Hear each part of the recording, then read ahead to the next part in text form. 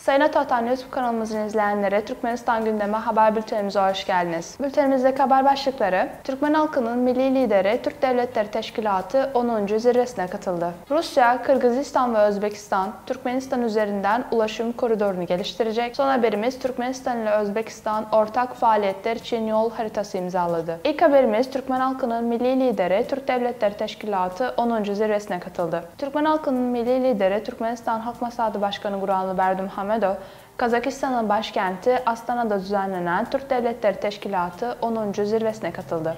Kazakistan Cumhurbaşkanı Kasım-Jomart Tokayev'in ev sahipliğinde Türk devri temasıyla Astana'da düzenlenen Türk Devletleri Teşkilatı Devlet Başkanları 10. zirvesi öncesinde liderler aile fotoğrafı için bir araya geldi. Türkmen halkının milli lideri Akordo Cumhurbaşkanlığı Sarayı'na gelişinde Kazakistan Cumhurbaşkanı Tokayev tarafından karşılandı. Aile fotoğrafında Cumhurbaşkanı Erdoğan, Kazakistan Cumhurbaşkanı Tokayev, Özbekistan Cumhurbaşkanı Şevket Mirziyoyev, Azerbaycan Cumhurbaşkanı İlham Aliyev ve Kırgızistan Cumhurbaşkanı Sadır Japarov ile gözlemci ülke Macaristan Başbakanı Viktor Orban yer aldı. Sıradaki haberimiz: Rusya, Kırgızistan ve Özbekistan, Türkmenistan üzerinden ulaşım koridorunu geliştirecek. Rusya, Kırgızistan ve Özbekistan, Rusya-Hazar Denizi, Türkmenistan, Özbekistan, Kırgızistan uluslararası multimodal ulaşım koridorunu geliştirmeye amaçlamakta. İlgili anlaşma 1 Kasım 2023 tarihinde Taşkent'te Özbekistan Ulaştırma Bakanı İlham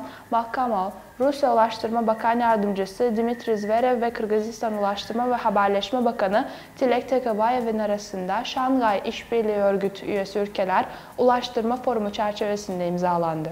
Daha önce de belirtildiği gibi Rusya-Hazar Denizi, Türkmenistan, Özbekistan, Kırgızistan koridoru veya Güney Ulaştırma Koridoru'nun Kırgızistan'ın güneyinden Özbekistan'a, oradan da Türkmenistan'a, oradan Hazar Denizi'ndeki Türkmenbaşı Limanı'na doğru ilerleyerek kuzeye ilerleyeceği bildirilmişti. Bu koridorun konusuna ilişkin Türkmenistan, Kırgızistan, Rusya ve Özbekistan'ın yetkili kurum ve işletmelerinin temsilcileriyle Ocak 2023 tarihinde dörtlü görüşmeler gerçekleştirilmişti. Son haberimiz: Türkmenistan ile Özbekistan ortak faaliyetler için yol haritası imzaladı. Türkmenistan Dışişleri Bakanı Raşid Meredov ve Özbekistan Dışişleri Bakanı Bahtiyar Saidov, Türkmenistan ile Özbekistan Cumhuriyeti arasındaki işbirliğinin 2023-2024 yılları için daha da geliştirilmesi amacıyla Ortak Faaliyetler Programı yol haritası imzaladı. Türkmenistan ile Özbekistan arasındaki üst düzey ziyaretler sırasında varılan anlaşma ve mutabakatların pratikte uygulanmasına yönelik zaman çerçevesini belirlemek amacıyla